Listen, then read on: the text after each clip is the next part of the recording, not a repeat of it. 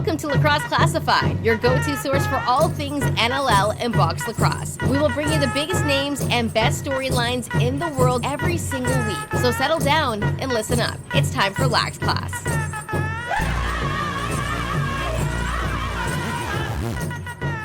Classmates, welcome back to Lax Class. It is episode 373, and it's right here on the new home of Lacrosse Classified, the Lax Edge Podcast Network. Jake Elliott, Lucas Arger with you for the big program here this week, and a ton of things to talk about that I'm going to discuss right now before I get you on here, Largy, so stand by. We got 8 games to review from week number 7, and there was some good ones in there, let me say. So we'll get to that. We will have our RyCor Construction standout players of the week. We will have our Goalie Factory Goalie of the week. That is all coming up in quarter number 1. Then in quarter number 2 of the Oshawa Firewolves had a monster game, including a natty hattie in the first quarter. Tye Kurtz, New Westminster Salmon Belly as well, coming on the program in quarter number 2. Then a quick break for halftime. Get some Super Socko in you, a little Gatorade. And then into quarter 3, we go for our Lax Class locks of the week. We each got one this week. One pays a little bit more than the other. We'll see how that plays out. In quarter number 3, quarter 4, oh, who you got? Big winner this week. Can't wait to roll this out in quarter 4 and then make our, once we get to quarter number 4, that means that week 7 is officially done. It's in the rearview mirror, and we're on to week 8 because week 7 was a disaster. Not good in week 7, but we're on to week 8 in the National Lacrosse League, and we'll make our picks in who you got. So, big program coming up, Lucas. But before we get to it, you're rocking your Firewolves jersey. Things are good in Osh Vegas, as Patty likes to say now. Big win over Halifax on the weekend. Firewolves are feeling a bit better. Well, I don't know if Coach Clark is feeling better yet, but we'll discuss that coming up as well. But how was the weekend and what's going on back there in Ontario? Thanks, man. Appreciate it. Weekend went well. You're right. Firewolves got a much-needed win before they head out on a road trip, so vibes were high in the office yesterday. Rest of the weekend was good. Got a crap ton of football viewing done. Watched the Buffalo Bills on Saturday. They got the victory in Jacksonville. Kind of held my breath a little bit, not gonna lie, especially near the end, but Trevor Lawrence threw a pick. Bills got it. They sealed it. 3 more games on Sunday that I watched, and I absolutely did nothing on Sunday, Jake. I plopped my derriere on the couch, turned on the sports book, and it was amazing to just do nothing. Yeah, I mean, that is ultimately my favorite Sunday. It's just nothing. Yeah, nothing is good on Sundays. You're right. Well, it was a busy weekend in football. Bit of an odd one for me as I got down to Las Vegas Thursday night. And then speaking of the night's game, my old buddy Bruce Cusick, who is the public address announcer of the Vegas Golden Knights. So he's the guy that calls out the goals and penalty times and all that sort of stuff. I used to work with Bruce way back in 2013 with the Minnesota Swarm. And Bruce was the PA announcer for the Swarm. He ended up getting the Vegas job. Anyways, Knights and Dogs did a little crossover on the weekend. You saw the jerseys. So they invited Bruce to come and do some PAing at the Dogs game. So good to work with Bruce again. And I said to myself, well, I had a little peek at the NHL schedule when I was scheduled to head down to Vegas. And sure enough, Knights were playing. And had a chance to, Bruce hooked me up with some tickets. Me and Zach Greer and I went to the Vegas Golden Knights game. They won 5-3. And that was my first time at T-Mobile as well. What a stadium. What an experience at the Knights game. They do a really good job there with game presentation and everything. And then, of course, Friday in the game. Had a bit of a long day of travel on Saturday. Like I Well, I shouldn't say because Danny books my flights for me, but I had a scheduled flight of like 4 o'clock in the afternoon on Saturday to come home, and it was a connector through Seattle, which adds a couple hours on to your trip, like getting off the plane, getting back on the plane. But I didn't leave till 4 o'clock, and never again. Like I 100 times out of 100 will take the 6 a.m. direct over the sleep in, have a nice leisurely. I just wanted to get home, and my flight wasn't even until 4 o'clock. I think I walked through the door at like 10 p.m. It was a kind of a drag out kind of a day on Saturday, so I mailed it in on Sunday too. That does not sound too pleasant at all. But you made it home, and I've heard mixed reviews about the Seattle airport. Is it as good as people have told me, or is it just your average average airport in a city? They got some good options there. They got a lot of different wings and stuff. Like it's a big airport. It's a really big. So it kind of depends what area of the airport you're in, but for the most part, Seattle Airport's a pretty good one. I'll be visiting that airport this weekend as well as Friday night in Vancouver. I'm staying at the River Rock Friday night down there in Richmond. It's only like a couple of kilometers away from the airport, just to save some time in the morning. So I'm going straight to the River Rock Friday night after the game, and then 6 a.m. flight to Vegas, and I'm connecting through Seattle again on the way down there and on the way home as well.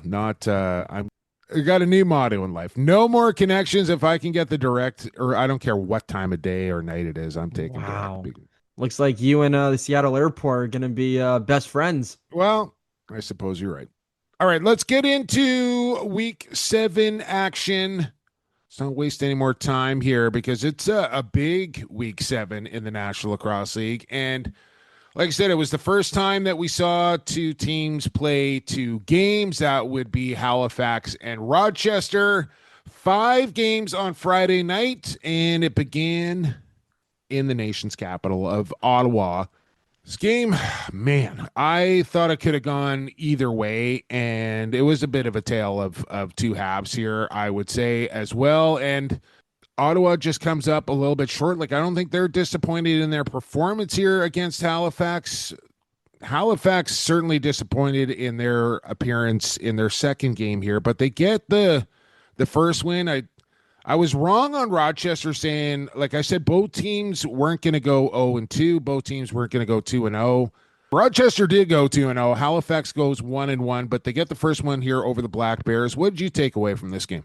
It would have to be the rookie for the Thunderbirds and Will McLeod. First 4 spot, yeah. 4 spot, 2 assists for a 6-point night. First career NLL game that he played in a Halifax Thunderbirds uniform, and he looked great. He didn't look out of place. Took him a minute to find his footing, but once he had the ball in his stick, if he saw a lane, he was shooting, and he was rewarded with 4 goals. And not that Zach Higgins looked bad on Friday night, Jake, but McLeod just had his number. You know, I think now Mike Robinson might be in tough to get back in that lineup. Like, I don't think Will McLeod's coming out anytime soon after that performance. So it's going to be Robinson that's going to be the odd man out there. Another dominant night for Jake Withers, and I think that was really a big reason why they were able to kind of come out on top in this one. 26 for 28.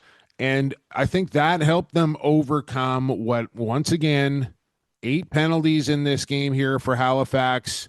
But when you're coming up with that many extra possessions, that really helped them. But again, they kind of got away with this one being in the penalty box a little too much again, and it would cost them a night later in Oshawa. But we'll go to Philadelphia. And again, I'm kind of getting ready and, in the Uber to the arena while all these games are going on and a couple of them at the same time. But, Philly jumps out to the big lead. And I thought to myself, oh, Lord, like this is the way this weekend is going to go here. Rochester's going to, but they were in a hole 5-2 after the first quarter. But then the offense, I mean, I feel like this team here, it almost doesn't matter. Like they can outscore. Not too many teams have had the ability to just outscore some deficiencies, whether it be in goal or be defensively or even special teams or whatever. The offense, we got it. Like I think this team by the end of the season is going to be averaging close to 14 and a half goals per game. Yeah, definitely. They are red hot. Doesn't matter who. They're guys. 79 shots on goal for the Nighthawks in this game. Both Knott and Damoud had over 800 save percentage. That's and the ridiculous. team scored 16 goals. One was an empty netter, but the team scored 16 goals, and both goaltenders were over 80. See, I'm not even sure what to say to that because I want to guarantee that's never happened before. Not played 20 minutes. Damoud played 40 minutes. yeah, 79 shots on goal. Both goaltenders over 80 and 15 goals with a goalie in the net. that's like video game numbers right there. I don't know if you saw Joe Resetarits after the game or not for Philadelphia, but he's saying like, yeah, we got 13 goals. That's good. But he really kind of put it on the offense, not getting enough resets offensively, like one and done possessions. And Rochester had a ton of them, and that was kind of the difference. He didn't want to put it on the goalie or the defense. He was saying the offense, we're just not getting the ball back enough, and that's the reason they had 79 shots and we did not. They put up 52, nothing to sneeze at, but he pointed the stick kind of right at himself in the offense, which I found pretty interesting. Getting to 13, but 79 shots on goal. I mean, you're going to win the game. It's something that I think Mike Hazen has preached to this team. We were right in the mix of it last year, made the quarterfinals, ultimately lost, but their offense was still good. They then acquired Zed Williams. They've brought in another couple extra guys. And I think that Rochester is just going to keep this up. Sure, they might have a game or two where they slow down a little bit or lose a step and they don't have 79 shots on goal, but they're still going to outshoot their opponent every single night. And I have no doubt in my mind that if they keep doing this, they'll be the number one seed. Yeah, they're moving up the power rankings pretty damn quick. 2-0 weekend, which, spoiler alert, they beat Buffalo the next night, which is I don't even think in their wildest dreams they could have expected a 2-0 weekend with one of those wins being over the Bandits on a back-to-back. After what? Probably a 4 or 5 hour bus ride home that night from Philly going back to Rochester too? Yeah, I mean, there was a ton of Bandits fans in there. They actually sent an attendance record at Blue Cross for the new Nighthawks there. Zed Williams had his best game as a Nighthawk, and you might as well just talk about that game right now since we're doing it. Buffalo, they're searching for it a little bit right now, and, with Belter and Desnew looking like probably longer than shorter time away, those are two huge pieces, and that those two losses trickle throughout the entire lineup, and that makes things a little more difficult for the offense. You'll probably see McKay go back and play some more D, and maybe you throw an extra body up front. But they went out, they acquired McCannell from Philadelphia for a third rounder. I think great value there for, what was he? I think, first rounder, maybe fifth, sixth overall, something like that in his draft year, I want to say. So get him for a third rounder. I think that's a nice little pickup there for Steve Dittrich. But, you're talking about a perennial defender of the year every year in Mitch Desnew. And I don't know how long the doctor's going to be away here, but they miss him. And give Rochester some credit here too. Buffalo's sitting there waiting for him to come to town, and I think this is more about Rochester and how impressive they were rather than, Buffalo being maybe a little lackluster and undermanned. I have to agree with that. I think that Rochester had something to prove, and they went out and did it. Buffalo has had their number over the past 4 or 5 seasons, I think, especially in Rochester. And again, I don't want to speculate or put words in the Nighthawks organization, but they felt bad that they kept letting these Bandits come to town and win. So they wanted to set the tone early, and they did that. And Rylan Hartley had a very good game against Buffalo, being able to stifle that offense, which really helped them. And I also think that you're right. Buffalo is searching for answers, but I'm honestly not sure if it's going to come from McCannell. I don't think that it is. I don't think McCannell is the answer to replace Belter and or Desnew. No, I'm not saying it's he's the savior here. I just think they need to go out and get somebody, and to get him for a third rounder, I thought was good value more than anything. Like, I don't think he's going to be the end all be all answer in Buffalo. And listen, this team has been injured before. They'll find their way through it, and I'm not worried about the Bandits. Like, I still think they're a very good lacrosse team, and they're going to be okay. I think they just got caught slipping a little bit here, and Rochester was ready to go, and it was great to see Blue Cross Arena filled up more than anything. I know a lot of Bandits fans in there, but that was pretty cool atmosphere for Nighthawks and Bandits. Let's go back to Friday. This was a TSN game of the week. A lot of storylines coming into this one. Obviously, Dane Dobie's jersey going to the rafters, the return of the former Roughnecks in there with the Warriors, and man, oh man, this game. Well, first and foremost, Vancouver up 10-5 in this game. We had Vancouver minus 1.5 for the Lax Class lock of the week. For your lock of the week, we should say. 5 straight goals from the Calgary Roughnecks.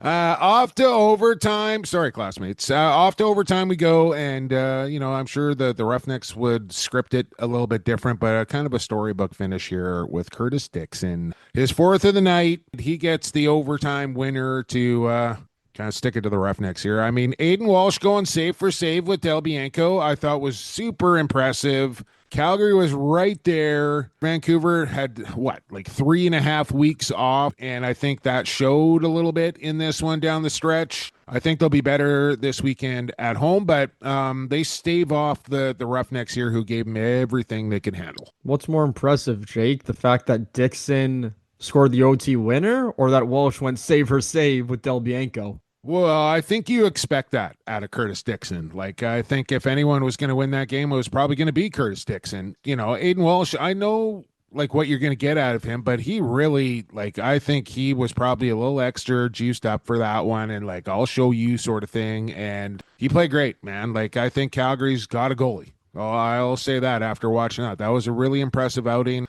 Against the Warriors, that just comes up a goal short. Speaking of goals, let's go to Las Vegas, man. And the Rush were in town to take on the Dogs. And what did we have here? 36 total, an 8-5 third quarter. This game was a little bit drunk and probably a little bit high here, Lucas. 21-15. And it just seemed like in this one for both teams, really, if you hit the net, you got a pretty good chance to score. Yeah, it seemed like every single ball was falling, and you're right, goals galore. You mentioned off the top, Jake, that the Golden Knights and Desert Dogs did a jersey collab. Did they look that good in person as they did in the photos? Yeah, they were pretty sick. They were looking good. And it's funny, I always say, I love the simplicity of the black and the white, but every alternate jersey that the Dogs have done, I'm like, man, they should make that their actual jersey. But we'll see. I mean, I think my all-time favorite is the color glow, the blue and the yellow kind of neon. Yes. Those ones were pretty good when they wore them. To me, I feel like that screams Vegas. But both Landon Kells and young Caleb Genghis Khan got into this game, and tough spot here for Khan, who got activated. Bouquet was unavailable, so Khan goes in as the backup, and then things didn't go very well, so he gets in. The time, I think, I can't imagine what it would feel like as an 18-year-old kid stepping into that game, facing a team like Saskatchewan for your first.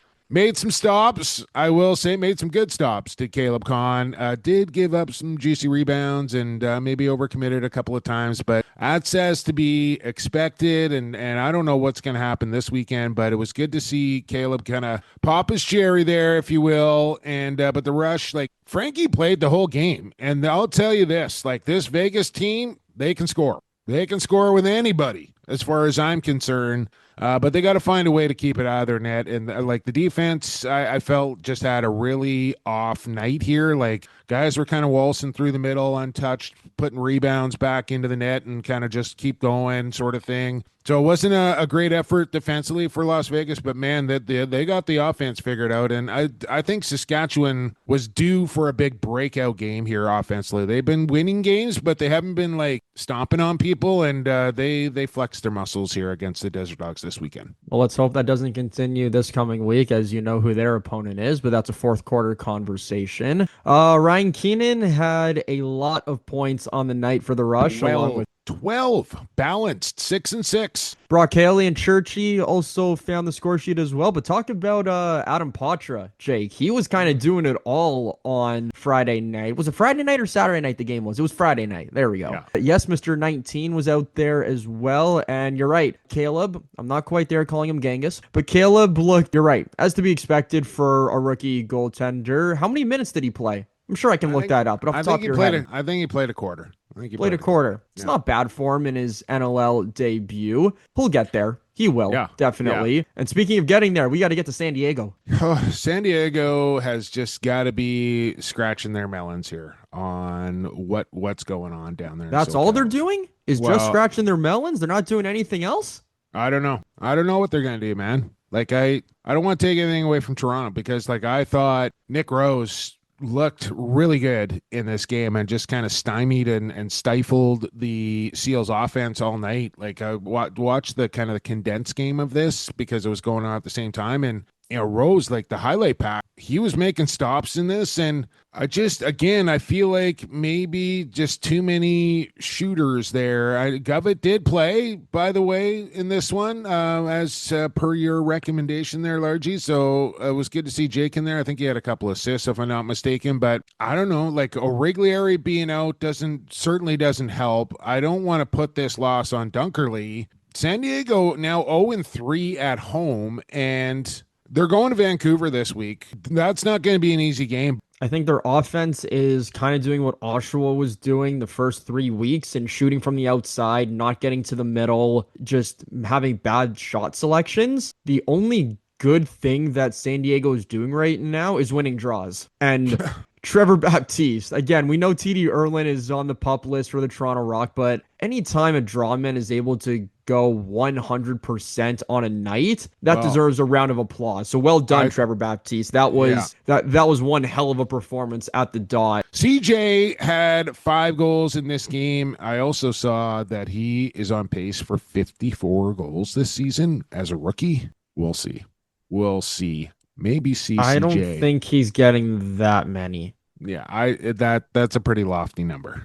That would be a record. He's probably getting half of that. No, I think he's gonna get 40. He's gonna get 40. You think he's gonna get 40? You want to put something on that? Yeah, I do. Okay, name your price, buddy. CJ's getting 40. 40 goals. I say half of 54. What's that give me? 26 or 28? 28 if I do my math. Yeah, he's finishing with 28 goals or less. He's a dynamic player. I'm not disputing that, but I don't think he's putting up 40 goals in year 1 in this league. You know, this guy has scored more goals than any other lacrosse player in NCAA history, right? There's a difference between a 6x6 net and a 4x6 net.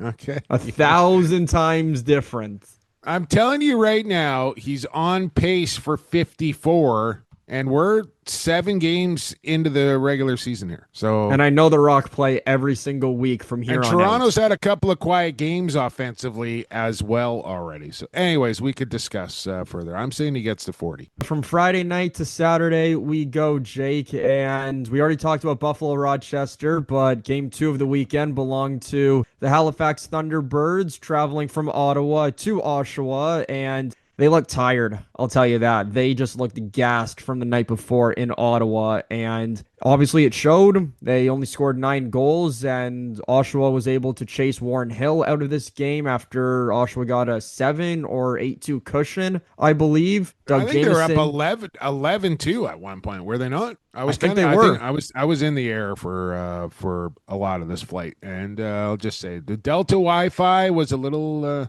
tricky to sync up. But this is tough here for Halifax because Rochester, they got the road game and then they got the home game. This is back-to-back road games. Yeah, that's never easy in this league. You don't normally see that. And that's a tough, and I know it's all kind of, right in the time zone there or whatever, but that's a tough go. That's tough. I heard they got into their hotel close to 3:30 in the morning.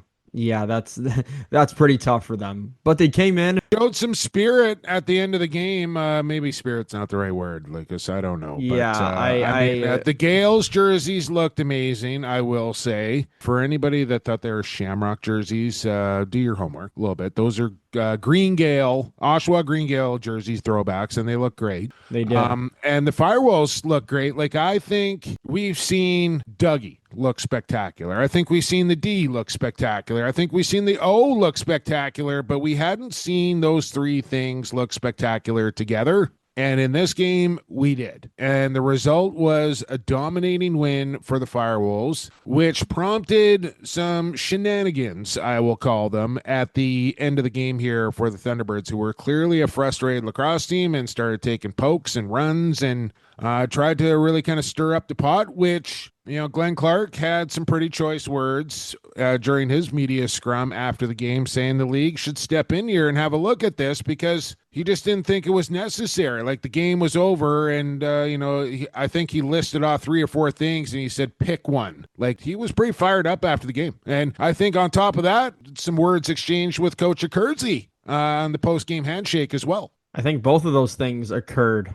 Occurred. Yeah, Clarkey was not a happy camper. I'll say that. He felt that it was completely unnecessary, and his exact words, Jake, were, "It's a waste of time." Like, there's no need for all of that to happen. And I think I have to agree with Glenn. I think the league does have to step in. You can't be having players by choice going out there, or whether it's coaches choosing to put certain players on the floor out there for the sole purpose of trying to start something. And I'm not going to name names, but when Halifax had a power play and not 6 seconds into it, maybe 10, is when a Thunderbirds player ran Andrew Kidd and all hell broke loose, and it started a scrum that was unnecessary and didn't really mean anything. Yeah. And when you see things that are started, and when you see things like that occur, especially when it's in a lopsided game, it's not going to be able to have fans buy in and want to watch the sport.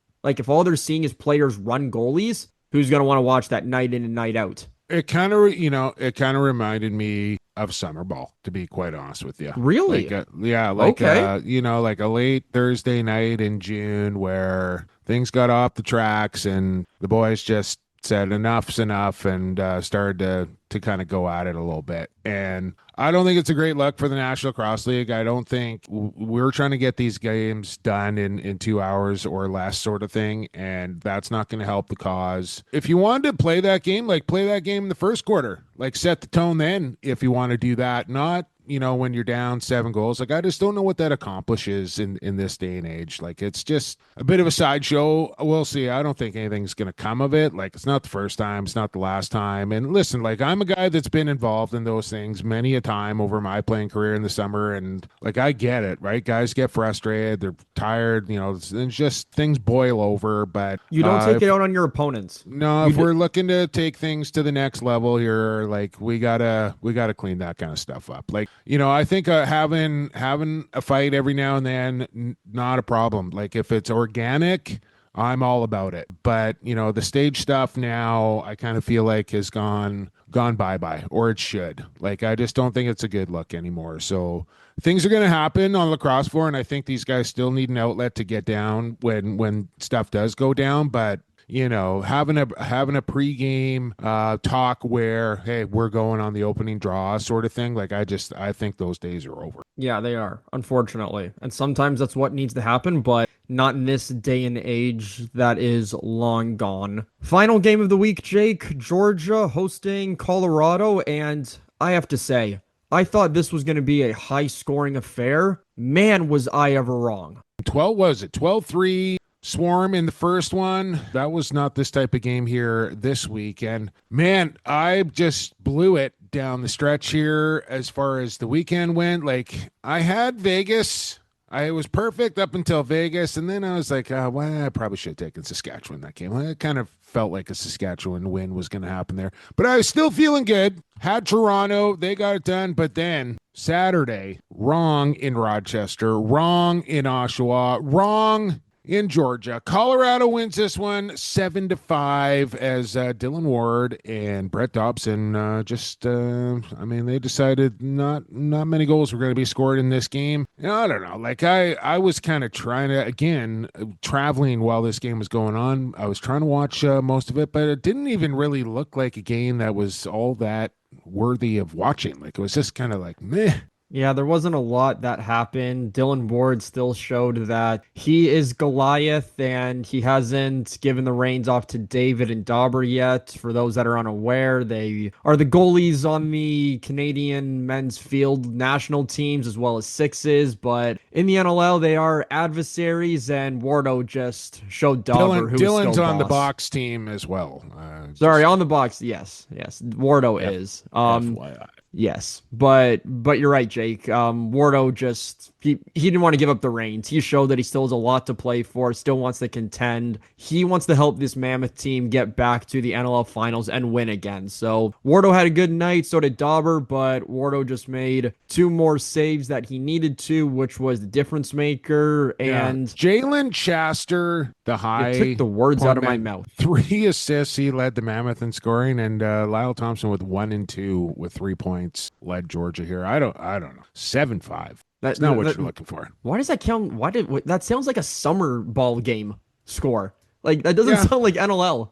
Well, here am I thinking goals are so back, and you see 36 in Vegas. We saw a bunch in Ottawa and Halifax, and then you got 7-5. I mean, I don't mind a good goaltending duel from time to time, so I'm not gonna crap all over this game here, but I just didn't feel like there was a whole lot of emotion, a whole lot of passion, a whole lot of desire in this game. It just kind of felt like, let's get through this game and let's get out of here, sort of thing. The one good news that I'll say that Georgia gets out of this, well, actually 2 things, Jake. Their 10th anniversary jerseys, wearing those yellow threads, they brought those back. Are they yellow or are they gold? You always get mad at me when I say that. No. Just Either the Swarm are yellow. They're yellow. Well, those yellow jerseys made an appearance for their 10th anniversary. They were looking very stylish. Yeah, they are. I mean, the Swarm always kind of crush it with the jerseys. They do.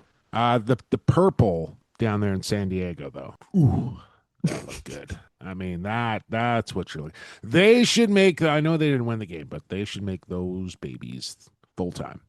Purple. You with me? I think I am. I'm pretty sure I know where you're going with this. Bring back I like purple. Like, bring back the teal and the purple in Rochester. You got purple in Halifax, purple in San Diego. Let's go to the Goalie Factory for this week's Goalie Factory Goalie of the Week. Big save, Chiliano. Rebound call, Crime Stoppers. Vince just scored a goalie goal. Jameson somehow comes up with the stop. Larceny. And here's Shane Jackson off the bench. And there's Christian Del Bianco with a stick side save. Maybe we'll see a stick side save from Del Bianco this week at Rogers Arena Friday night. They're taking on those purple San Diego Seals. The Goalie Factory is located out there in Langley, and they are coaching up the next generation of goaltenders in box lacrosse. They're led by Riley Brown, Caleb Kahn, Marcus Kahn as well, Curtis Armstrong. He's got the specific goaltender fitness training program tailored specifically for goalies. This is what you need. The factory is going to get you factory built, and they're going to focus on building strength, agility, positioning, game-specific skills to empower athletes in both box and field. I failed to mention that earlier. You can do both. You can visit them on all their social medias here. They're on the Instagram, they're on the TikTok, they're on the Facebook, and they're all at Goalie Factory _ and then just click their link bio. And all their links to all their stuff is going to be right there in the bio. So at Goalie Factory _ that's the easiest way. Get in touch, book your floor time, get better at playing the position of goalie, and become factory built courtesy of the Goalie Factory. This week's Goalie Factory Goalie of the Week, well, we just talked about him. Dylan Ward of the Colorado Mammoth. I kind of wanted to give it to Genghis just for playing his first game. The Goalie Factory decided against that. So, Genghis, you can take it up with Riley, but it's Dylan Ward this week. And Hey, when you only allow 5 goals against the likes of Cole and Jackson and Lyle and company, you're worthy of the Goalie Factory Goal of the Week. So congratulations to Dylan Ward. 39 saves and 5 goals against Georgia. I think he's still channeling his inner dad strength from a year ago, being a new father again, Jake. He's not slowing down any time soon. But Wardle is up to the task. I'm sure you've been to the factory before, but it's been a while, so welcome back. Make sure you're not slacking down there on the floor level. Back to work, Dylan. Welcome to the factory, Dylan Ward. And like I said, like this is maybe not quite prototypical Colorado Mammoth lacrosse. Like I think they'd like a few more and probably realistically, but like 10-7, 10-8, 11-9. That's the kind of ball that Colorado wants to play, and 7-5 here against Georgia. It's been weird, right? Like, what did we saw? We saw Oshawa just absolutely get pumped by Halifax 11-2. We saw Georgia absolutely smack Colorado 12-3, and then we saw the flip in the second game of the season. Yeah, we did. Tables have turned.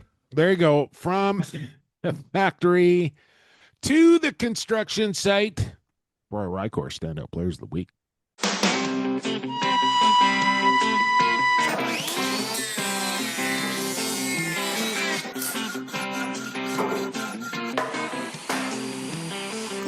a hard-working man. I wear a hard hat. I can ride road. Hammer and pimp. Do the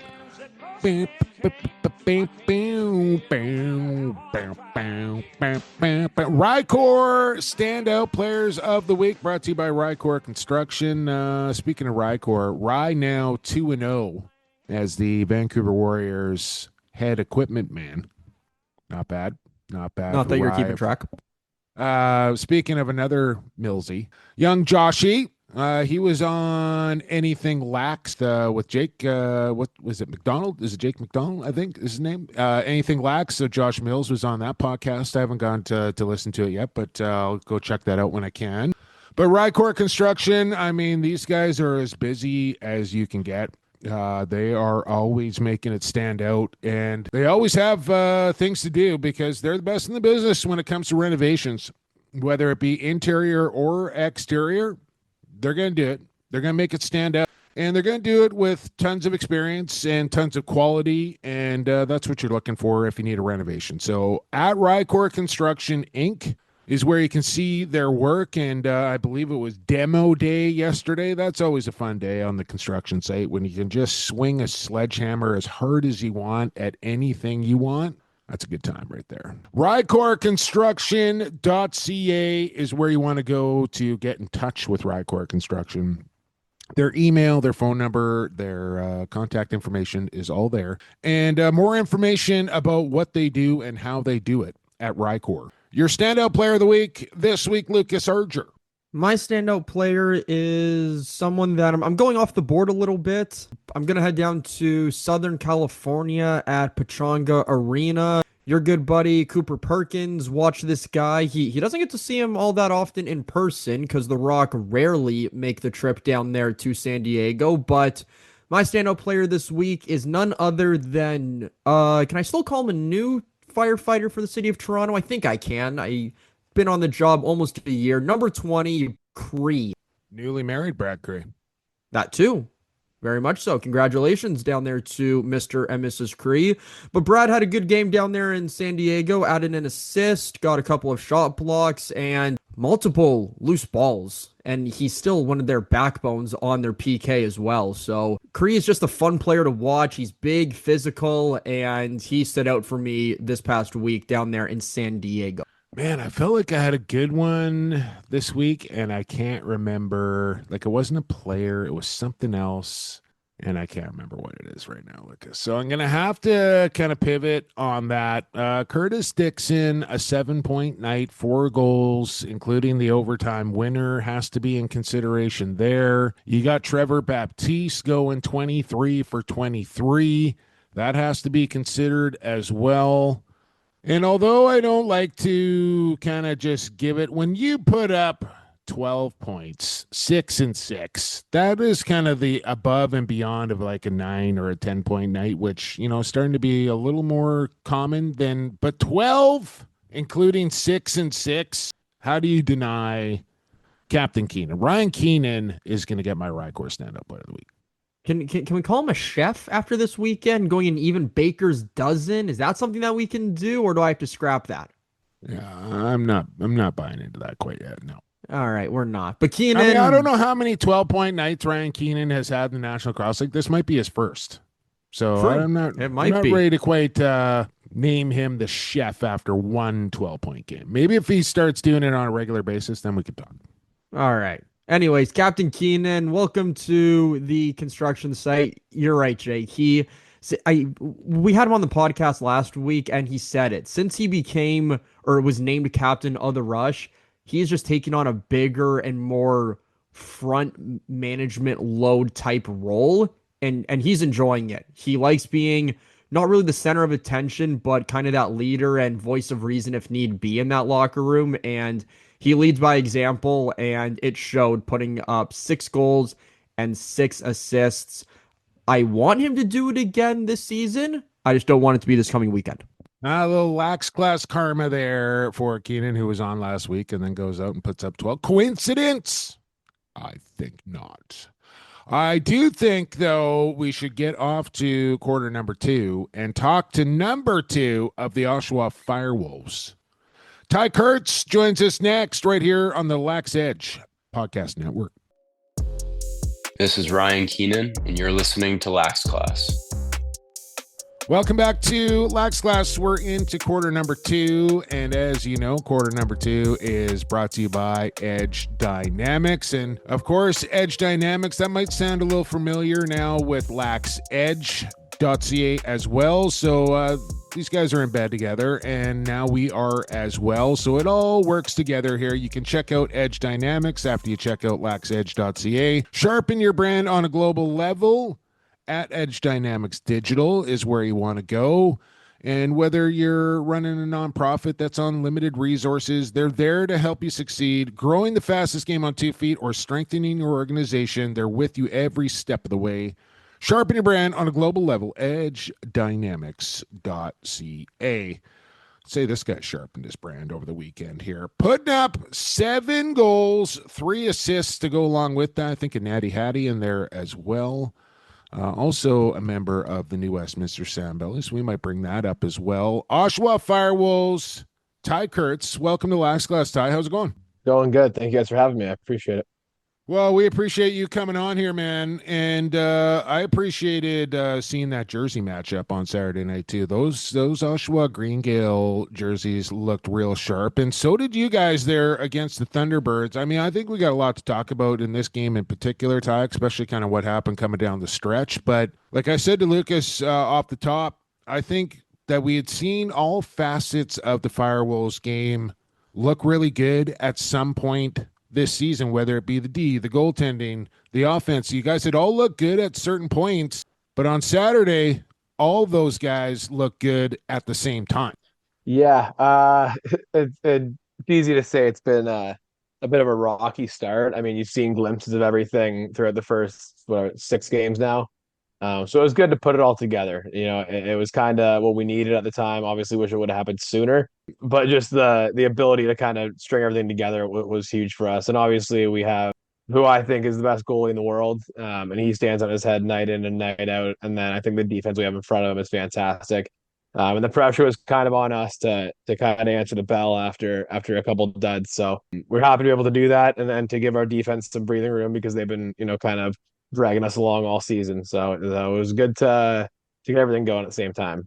You've registered a point in every game this season, Kurtzy, which I probably know doesn't mean too much to you, but again, you had 10 points on the night, and I think you and Simmer finally started to get on the right page this past weekend. Did you feel that?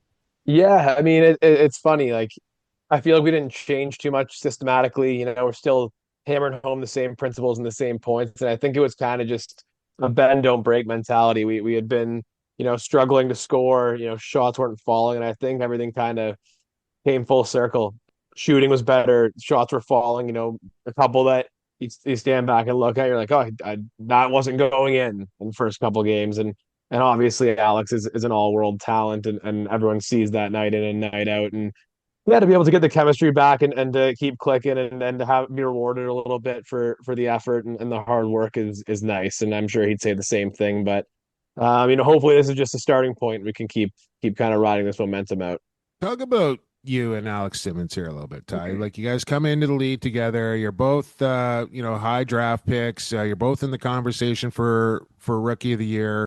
But when I watch you guys play, like I'd say you're both like exceptional players, but you're different types of players, and I would say different types of personalities as well. Like when you look at Alex, you kind of know what's going on under the bucket. He's got the facial expressions and the body language, and you can see when he's up and when he's not up. You, I feel like, are a little more even keeled. You don't say a lot, like you don't express a lot, but I know the fire's burning inside you. Like, how do you, like, what's your approach when you're coming into a game to kind of keep yourself in the moment, I suppose?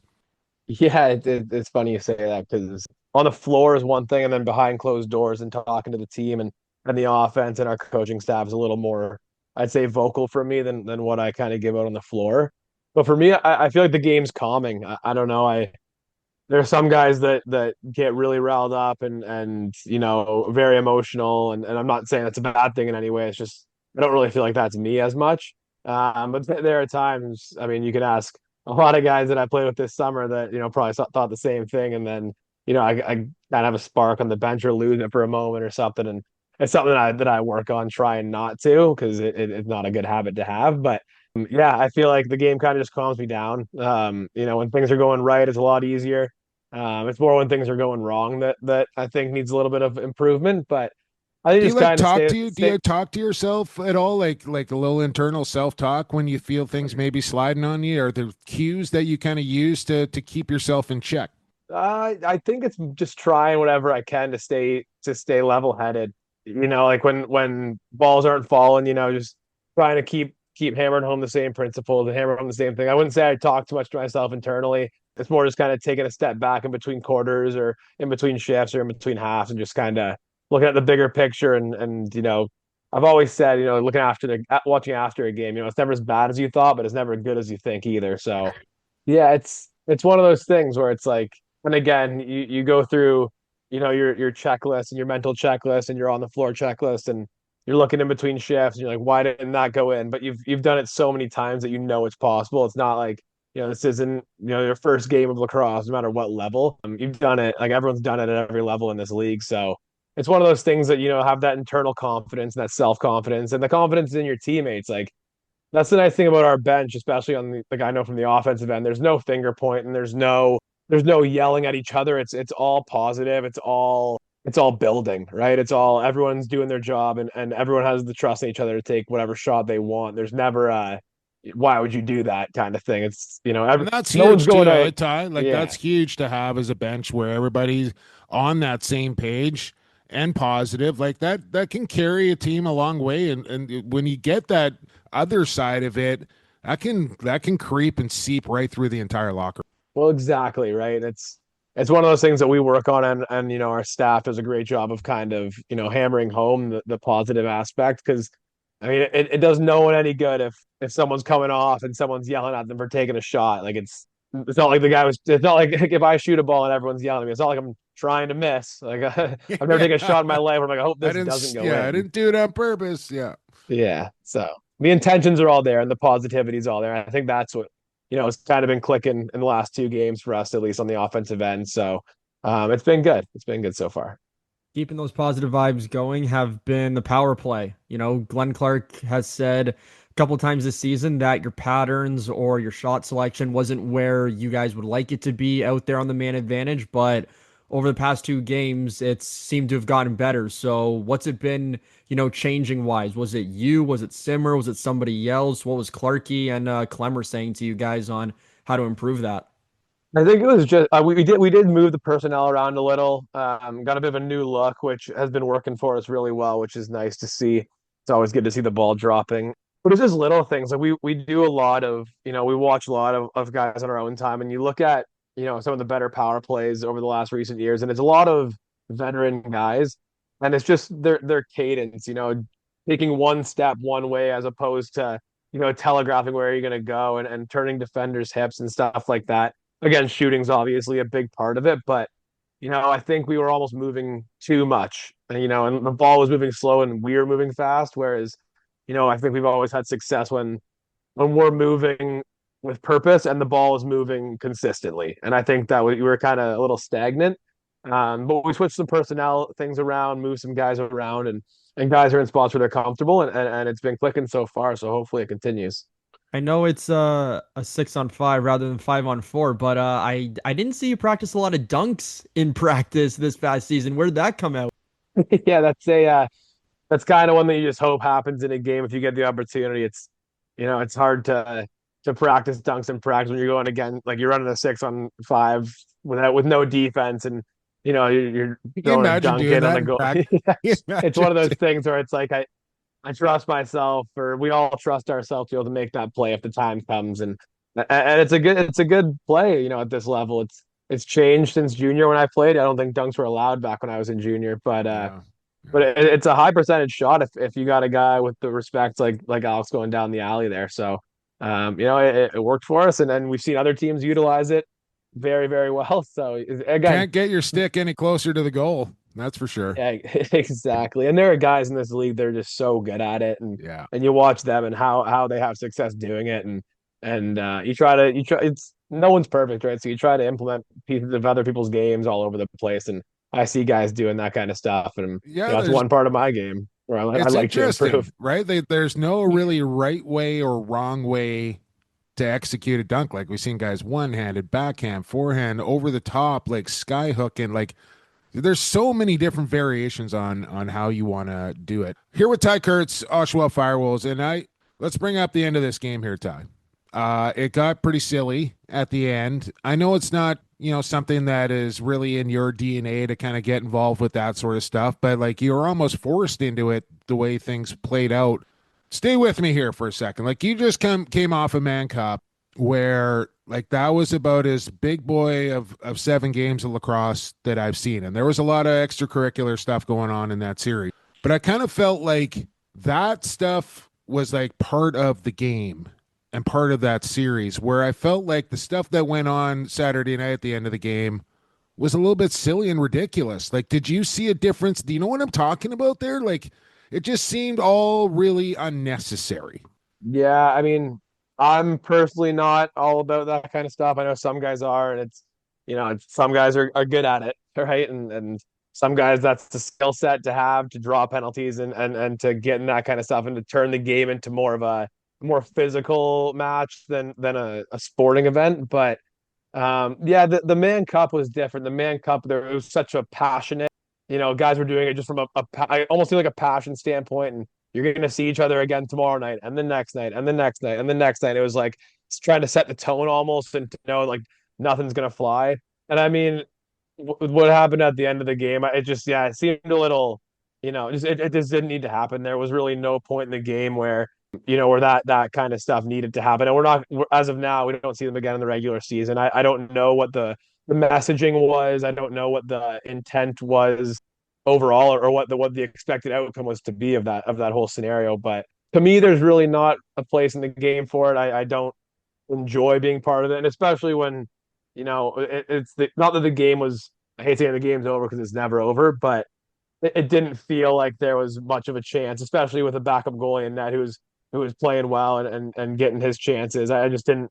I don't know. And nothing that really Not for me. triggered or instigated that sort of stuff happening either. Like, was there any kind of like, I didn't get to see the complete game, Tye, but was there like, did somebody get dirtied or greased where they were like looking for some payback, or I don't know? Not overly. I mean, there was a couple bigger hits and guys standing up for teammates and stuff like that, but there was never like a moment where it was like, all right, all hell's breaking loose. Something's gonna like it seemed like it was gonna happen for the wrong reasons. Like there was never a moment in the game that felt like it was warranted, but you could kind of almost feel the weight of it kind of coming. And you didn't know exactly what was gonna happen or how it was gonna happen, but obviously it did. And I thought our guys handled it pretty well. And we move on, right? We move on, they move on. Everyone's got to play in the next couple weeks here. So, we just got to move on to the next thing. And that's kind of how we treated it. it happened. It was done. Our guys handled it well, and our staff, it's more on them to, try to take the lead on that. We move on to the next game, and they take care of the extracurriculars and the noise and all the narrative coming out of that. Well, the next game, since you brought it up, it's going to be a toughie, Ty. Like no easy task. Saskatchewan, top team in the league. You're playing at home, or you're playing on the road. They're playing at home. It's going to be a real kind of a litmus test for you guys going into Saskatchewan. Both coming off a win here and both coming off a pretty successful offensive night. So I'm looking forward to this one, and I imagine you are as well. Yeah, I mean, obviously a team that went to the finals last year and a team that's rolling right now in all facets of the game. I think confidence is kind of key. There's no denying, they check every box, from the top down. And there's a reason they were in the finals last year. There's a reason they're at the top of the standings this year. They're a good team that's well coached, well disciplined, plays every aspect of the game well, and it's something. It's gonna be a challenge for us for sure. And it was great to get a big win right before that to gain some momentum and kind of string a full 60 together, or as close to as we have so far. And it's gonna be a real test. And I think we're up for it. I know that they're gonna be, and I think it's gonna got to come out swinging, and throw the first punch and be ready for a counter punch, because it seemed like that's not really gonna go away, and we're well aware of that. One of the big tests this weekend, Ty, and I know other people are saying it as well, might be the battle at the dots. Obviously, was tough news when you heard that Joe Nardella was out for the season, but Mike Byrne has come in along with Zach Masson to come in and both take face-offs. So just talk about both of those guys stepping into those roles and how you think they're going to do this weekend against Jake Naso. Yeah, I mean, going back to Nards, obviously, the news was terrible to hear firsthand, and there's really no replacing a guy like that. You say it about a lot of players, but with him, I truly think he is one of one from a face-off perspective, and a guy who can take face-offs and play, man down defense and 5-on-5 last minute defense if we need him to, and kind of do everything. But Berno and Mass have been great. I know I knew Berno had some face-off experience and a face-off background. I didn't know as much about Mass's face-off ability, but Just both grit grinders too, eh, Ty? The sandpaper is off the charts with those two. No, I love it, and then it's almost like a momentum thing. If they're able to go out there and get us a possession or secure possession for us, it's almost like a momentum thing, because it's not. It almost got to a point with Nards where it was like, yeah, he's going to win this and we're going to get the ball. And you see the effort that the other two guys are bringing at the X against top level guys. And obviously the guy we played last weekend is an all world talent. And Naso this weekend is an all American at the field level and plays in the PLL and checks all the boxes as well. And, I'm excited for our guys. And I know they're up for the challenge. They've taken a lot of reps in practice, and they go at each other pretty hard. And you just kind of test each other to figure out what works best, and they just scrap it up, and they got quicker hands, and I think people give them credit for it. I think they're doing pretty good, and they're going to make it a battle no matter who they're facing, whether it's an all-world guy or a non-traditional guy or whoever it is. They're going to make it a 50-50 ball the best they can, and we got the guys in the position that are fighting that just twice as hard now to get the loose ball for them, because they're working their butts off at the X. Just get Tye Kurtz on the face-off team, and you guys will be all right. I want to end off on here, Ty. The move to Oshawa as a whole, watching from afar here, and of course you guys came from Albany and you spent a little time there, but just what's it been like as a team, as a franchise, playing in front of a very knowledgeable, full, passionate fan base when you guys are playing at home. It looks pretty awesome. It's been pretty cool, honestly. I didn't really know what to expect growing up, living about, I think, around 2 hours from Oshawa, on the other side of Toronto. I didn't really travel that way too often, other than for provincials and stuff up in the Whitby area. But I think the biggest thing, and you said it, was the knowledge of the fan base. I think I said this after the game, numbers are one thing, and that's what everyone looks at, and that's what kind of brings the revenue in. But as a player, the atmosphere, I think, is more important. Hearing the reactions, you can feel the energy of the crowd when games getting tight, when we're making a run, when we stop a run, resets, face-off win saves and stuff like that, and the timing of the cheers, and you just feel the energy in the building, and the fans are so passionate and they're awesome, and I have no bad things to say about it. It's been awesome. I think we've been close to a sellout every night. The size of the arena is perfect for the area. And it's been fantastic. And a lot of the guys being local to there too, especially away teams. It's almost like a home game for a lot of the guys. It was similar to like when like guys like us would go to Toronto from Albany. Like you get so many fans from away teams, so the atmosphere builds. And I would say that's going to help the free agent process as well too, Ty. Hey, like I don't know how easy of a sell it was to unrestricted free agents to come and play in Albany, where I kind of feel like Oshawa, with what you just mentioned, that's a much easier convince to, hey, like Kyle Rubish, maybe you want to come play in Ontario this year. What do you think? But 100%. I mean, I think that was part of it. You know, it's above my pay grade. I don't know what goes on behind the scenes too much with that stuff, but I think that was a big part of it. That was again, would it play a factor for you? Yeah, like would it play a factor? 100%. Oh, thank you very much. Exactly. Yeah.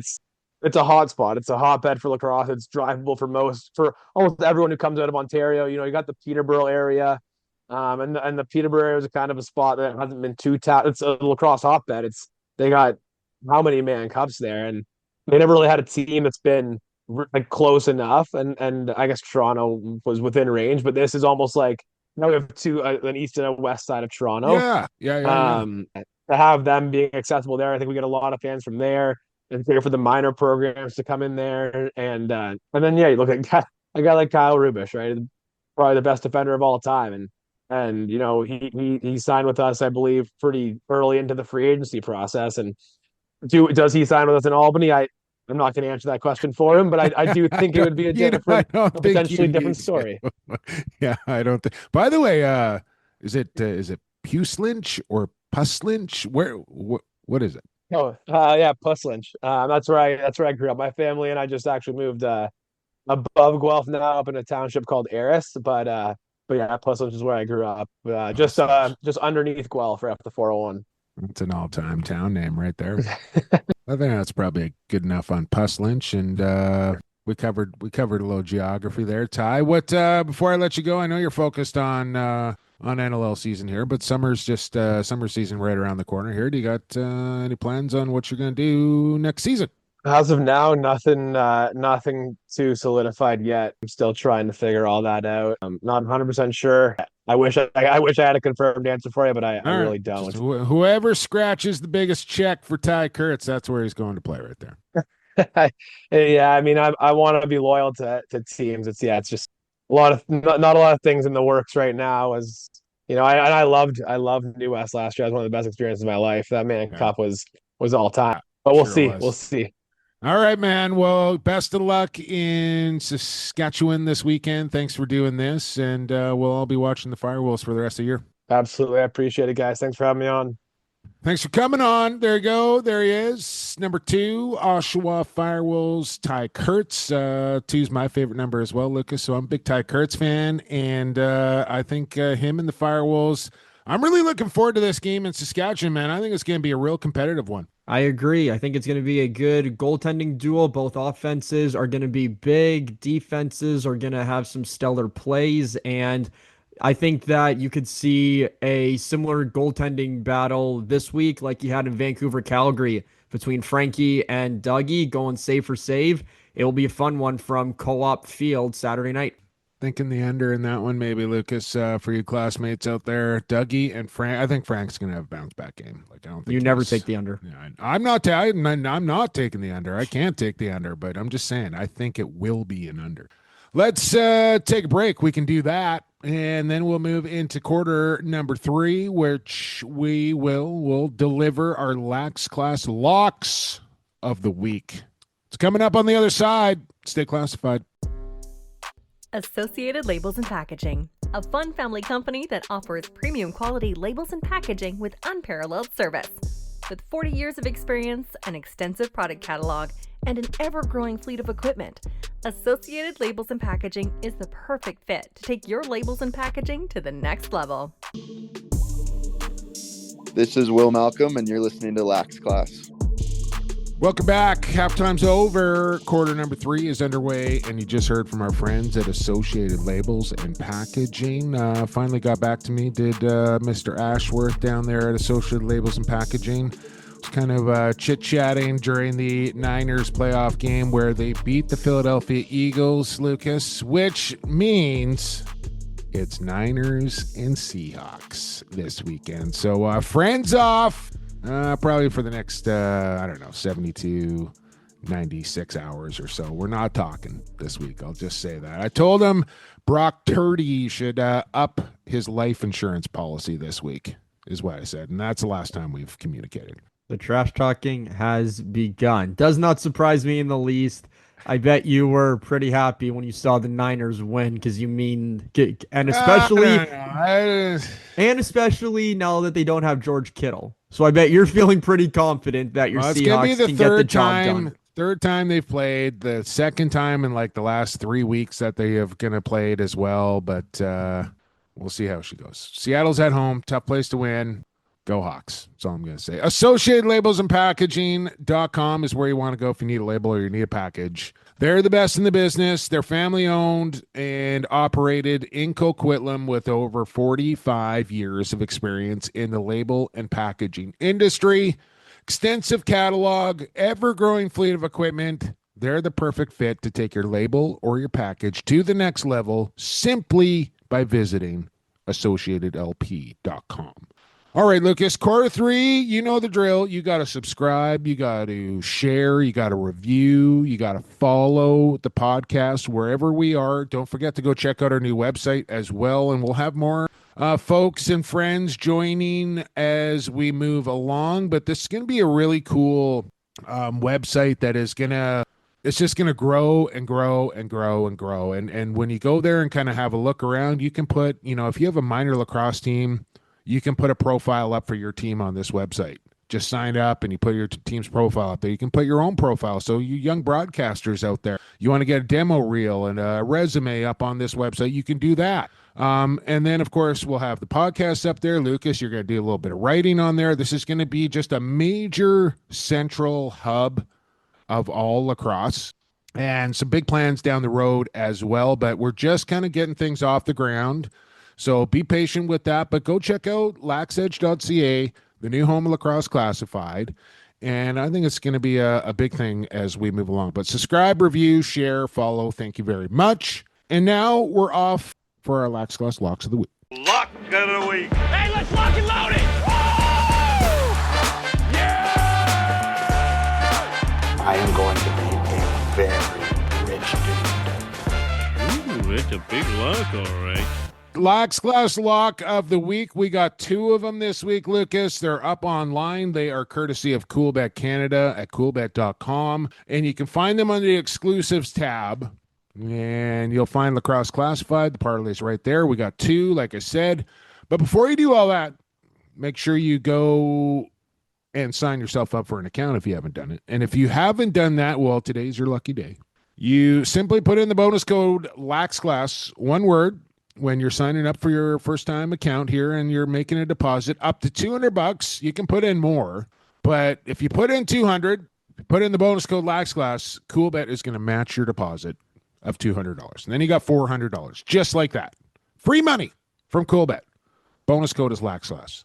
Then you want to hit the exclusives tab and you want to find the exclusive parlay courtesy of Coolbet. And Lucas, you're going quite conservative this week. It's just a plus 265, and I told you, and you agreed. I don't know if Funky has yet or not, but if you don't win a plus 265 parlay, Funky is making the next one on your behalf. Well, Funky has already agreed to it. I told her that last night, and she's already starting to put together her player props for week 9 of the National Lacrosse League, hoping she doesn't have to do it because I want this one to come home. But let's see what happens. Plus 265. Here's my parlay that I've put together. We will start with Colorado and Halifax. Taking Halifax on the money line. They just need to win straight up. Doesn't matter if it's by 2, 12, or 3. They just need to get a win over the Mammoth. Later on that night, it will be Ottawa in Buffalo. Jeff Teat, 3+ points against Matt Vince. Goals or assists, any combination of 3 or more will get you it. And then, Jake, Friday night, the third leg of my parlay coming from Edmonton, the unboxed game as the Calgary Roughnecks and Georgia Swarm meet from Edmonton at Rogers Place. Not Arena. You will be at Rogers Arena, but Rogers Place, Calgary plus 1.5. So they can lose, but by 1 goal or less. They can lose by a goal or they can win the game. Either way, that's it. So Calgary plus 1.5, Halifax on the money line, and Jeff Teat 3 or more points. No, you made 5, Lucas. You put it up to 5. because Jesus. I Greggy did bump that up to 5. chirped I'm you. looking at the original. What am I doing here? Calgary plus 1.5, Halifax on the money line, and Jeff Teat 5 or more. Not 3, 5 or more points against Matt Vince down there in Bandit Land. Greggy kind of gave me some shade about this, rightly so. I was an idiot. So we bumped it up to 5 points. Let's see if this can come home, Jake. I mean, I'm kind of conflicted here. Like, I kind of want you to win so the classmates get a win, but then I kind of also want you to lose so Funky can do a parlay, but we'll see how she goes. Mine a little more juicy, and it's 4-legger, all money line. So just straight up winners here, okay? Bandits, Rush, Warriors, Dogs. 4 winners. It's all it takes, plus 585. And if you lay 20 jumbo smacks down on that, you're getting a Coolbet return of 137. If you do it for Lucas's parlay, you're getting 73. I don't know. Do them both. I think they both can win. Yeah, I'm pretty sure they can. Why not? So good luck, everybody. Stay cool. Bet responsibly. Lax Class locks of the week. Ride with Jumbo. Ride with Larger. Coolbet.com. Bonus code Lax Class. Off to quarter number 4 we go. And who you got? This is Chase Fraser, and you're listening to Lax Class. And now it's time for Who You Got.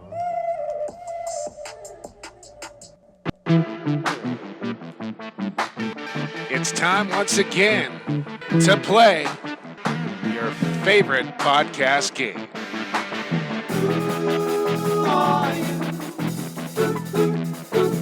Who you got? Who you got? Who you got? Who you got? Who you got? Who you got? Who you got? Hunka Hotqueni.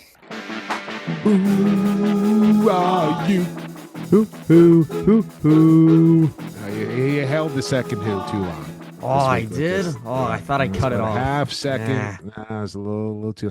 Hunka Hakweni. You might have heard that, Lucas, right there. Hunka Hakweni. Well, Llewellyn Mitchell, my boy Willie there in Aguasasne, Thunder 76, won this week. And I said, well, hey, you got to say who you got in Mohawk for me because I want to hear that. Galiwade stepped up to the plate and delivered that. And I said, well, Danny asked, well, you got to say what the actual translation means because it doesn't mean who you got. But essentially it translated to who did you pick to win, which essentially is who you got. So congratulations to Llewellyn Mitchell, who went perfect, Lucas. 52 points. Nobody else did that. He's top of the table. And it moved him up 30. This is what can happen here. 33 spots he moved up with that win. DJ's up there in the top 3. Wayne and Dave Pettin still holding down the lead overall. But awful week for me in week number 7. 80. That's my overall 82nd. But I think I was like 160 or something. We're not going to talk about it. But we are actually, me and you, now tied in the standing. I went down 41 spots. Yikes. Yeah, that hurt. You went up 2. We are now tied in the overall standings. You want to know who else we're tied with? I think Greggy's in there as well, isn't he? Up 57. Greggy had a good week. Yeah, he did. All right, let's get into it here. Week 8 picks. I got to get my picks pulled up. You're hosting. It's week 8. What do we got, Lucas? We got a bunch of more games here. 1, 2, 3, 4, 5, 6, 7 games to go here. Let me just lay this out. 1, 2, 3, 4 on Friday, 4 on Saturday. I like this. Let's go. Hunka Hakwen. 4 on Friday, 3 on Saturday. 7 games, Jake. You said 4 and 4. We're 4 and 3. Excuse me. Thank you very much. We're 4 and 3. Math was never my strong suit. We begin Friday night from Atlantic Canada, Jumbo. You will be getting ready for this game when the Halifax Thunderbirds and Colorado Mammoth face off from Scotiabank Center. Mammoth, Thunderbirds, who you got? You guys say Hunka Hakwen. No, you don't. Colorado at Halifax. Yeah, 3-2 Mammoth, 3-3 Thunderbirds. This is at home here for Halifax. I think I'm going Thunderbirds here, but I don't like it all that much. So 4 for the Thunderbirds. All right. I don't mind that pick at all. I have a little more faith in the Mammoth. However, they are my 5 pick. An hour later, it will be the Buffalo Bandits hosting the Ottawa Black Bears. 3-3 Black Bears, 3-2 Bandits from the KeyBank Center. Who you got? Buffalo's not losing 2 in a row. Bandits for a 7. Bandits for a 10. More needs to be said. Buffalo, 10. Friday night, 10 p.m. Eastern Time. The NLL's Unbox game, Jake. We've reached Unbox weekend. I kind of forgot. Yeah, I forgot about this.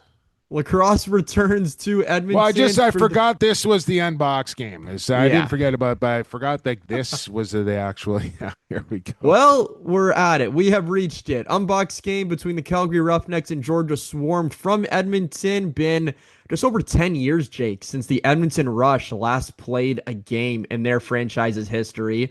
So Lacrosse will return to the capital city of Alberta. Roughneck Swarm from Edmonton. Who you got? Like, how nice is this for Calgary?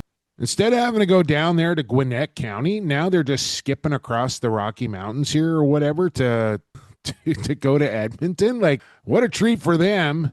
Man, can I pass on this? I don't know who to take in this game.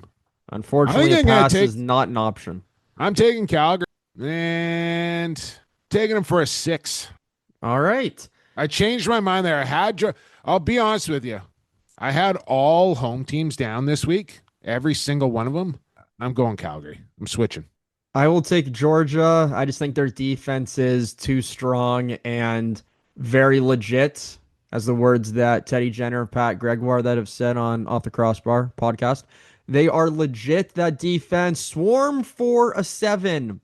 At the same time that the Unbox game is happening, Jake, you will be calling a game from Rogers Place as the Vancouver Warriors host the San Diego Seals, Warriors, who you got? Warriors, and this is my 10 game. Ooh, going for the 10. All right. Yeah, I think this is... Okay. I will take Mind Vancouver you, I will well. say, just getting ready for this matchup here this Friday night. Seals 9-4 all time against Vancouver, but I think that changes this week. 10. I like Vancouver as well, but I already used Buffalo on my 10 pick, so Vancouver is my 8. Saturday night, we begin from the Flower City. Toronto Rock will make a roughly 4-hour bus ride from the track down to Rochester. No, this is more like 2.5, is it not? Not when they leave from Oakville. Not when they leave from Oakville. It's a little longer, and plus the border. Rock, Nighthawks, who you got? I feel like, every week something kind of weird happens where a team that nobody's picking is going to win the game. Kind of feel like this is the spot here. Is Toronto going to beat Rochester? They did last year in their one and only meeting. I got to stick with Rochester here. 9 for Rochester. I'll take the Nighthawks for a 6. I know their offense is good, but their defense is a question mark. So Nighthawks for a 6. 1 hour later, Jumbo from Co-op Field, Saskatchewan Rush hosting the Oshawa Firewolves. Saskatchewan, Oshawa, who you got? I got the first place Rush for an 8. I will take the Firewolves for a 4. I think they're going to keep this. I think they're going to get 2 straight wins. I think it's going to happen. Firewolves 4. Final game of week 8 in the National Lacrosse League. You will also be calling this game, as you mentioned. You will be on a very... Oh, it's a 7:30 start, too, so I get a little extra half an hour nap in there, too, I think. Oh, classmates, you hear that? Jumbo gets the extra nap. Vegas will be hosting the Philadelphia Wings. I think this is the first of 2 matchups this season, Jumbo. I'll have to go back and fact check that, but I think Vegas goes to Philly as well. Yep. From Lee's Family Forum, it's the Desert Dogs and the Wings. Who you got? I got, with 2 T's, the Las Vegas Desert Dogs. Philadelphia 4-0 against Las Vegas. They did not play last year, but they are going to play twice this year. So I'm taking Las Vegas at home, and I'm taking them for a 5. I like Vegas as well. I just think their offense is too good, and I think Kells is going to have a bit of a bounce-back game, so I'll take Vegas. They're my 9 choice this week, Jake. I got faith in them. Don't let me down, Las Vegas. Dogs for a 9. Make sure you hit the tiebreaker, put it in, save, and apply. Graham Perot's favorite button to hit of all time. I will say that. I've been using GP's stat site quite a bit this week. So shout out to Graham Perot. Enjoyed his NLL chatter this week as well. Lots of good things. Yeah, lots of good things on NLL chatter. Go have a look. No, it's good. I actually just full disclosure here. I switched back to Georgia. I'm going all home teams this week. Wow. Yeah. All right.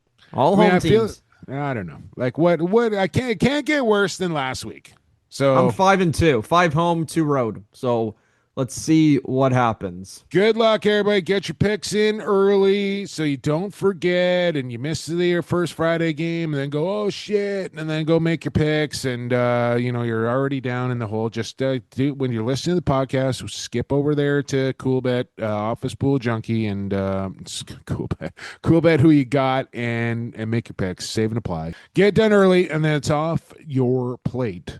I think that's going to do it, Lucas. Another big program here. I got to get to editing. I'm going to bid you adieu. I want to thank Tye Kurtz for coming on the program. I want to thank our sponsors, Associated Labels and Packaging, RyCor Construction, Edge Dynamics, the Goalie Factory, Coolbet Canada, and don't forget, grand champion of Who You Got gets the handcrafted hickory wooden lacrosse stick. From the good folks at Mohawk Lacrosse, you want to get one now? You don't want to wait? Mohawk.net, and their contact information is there. You can get a piece of history straight from Akwesasne. Gonna do it. Thanks for listening. We're back with 374 next week. And enjoy the games, everybody. It's going to be a fun week 8 in the National Lacrosse League. For Lucas Archer, I've been Jake Elliott for the fastest game on 2 feet. For the Crater, stay safe, stay healthy, and stay classified.